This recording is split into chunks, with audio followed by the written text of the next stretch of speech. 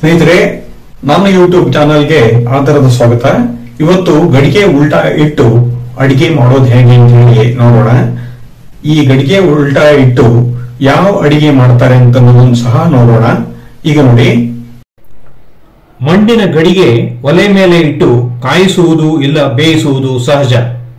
ಆದರೆ ಇದೇ ಗಡಿಗೆಯನ್ನು ಉಲ್ಟಾ ಮಾಡಿ ಆಹಾರ ತಯಾರಿಸುವುದು ಸಹ ಇದೆ.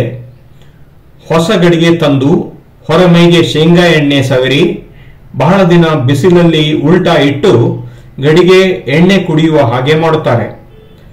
ಆಗ ಈ ಗಡಿಗೆ ಅಡುಗೆಗೆ ಸಿದ್ಧ.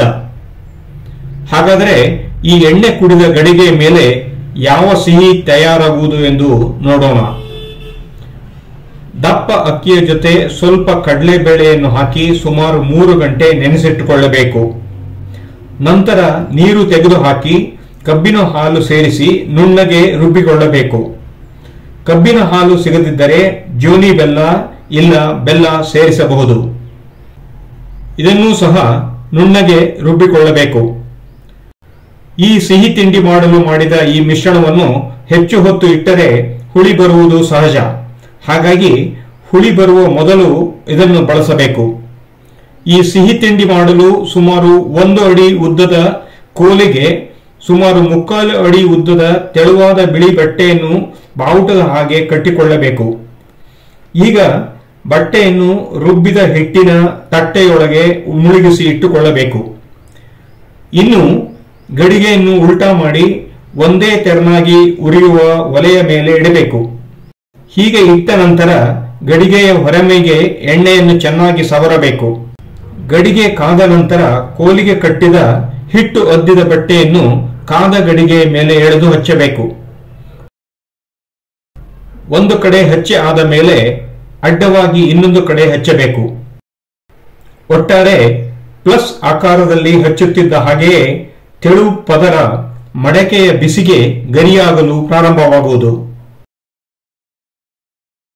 ಪ್ಲಾಸ್ಟಿಕ್ ತೆಗೆದ ಹಾಗೆ ಎತ್ತಲು ಬರುತ್ತಿದ್ದ ಹಾಗೆ ಒಂದು ತುದಿಯಿಂದ ಹಿಡಿದು ಇನ್ನೊಂದು ಕಡೆಗೆ ಹಾಕಿ ಮಡಿಕೆ ಮಾಡಿ ಹೀಗೆ ಹಲವು ಪದರ ಮಡಚಿದ ನಂತರ ಚೌಕಾಕಾರ ಇಲ್ಲ ತ್ರಿಕೋನ ಆಕಾರದಲ್ಲಿ ಮಡಚಿ ನಂತರ ಎರಡೂ ಬದಿ ಕಂದು ಬಣ್ಣ ಬರುವಂತೆ ನೋಡಿಕೊಳ್ಳಬೇಕು.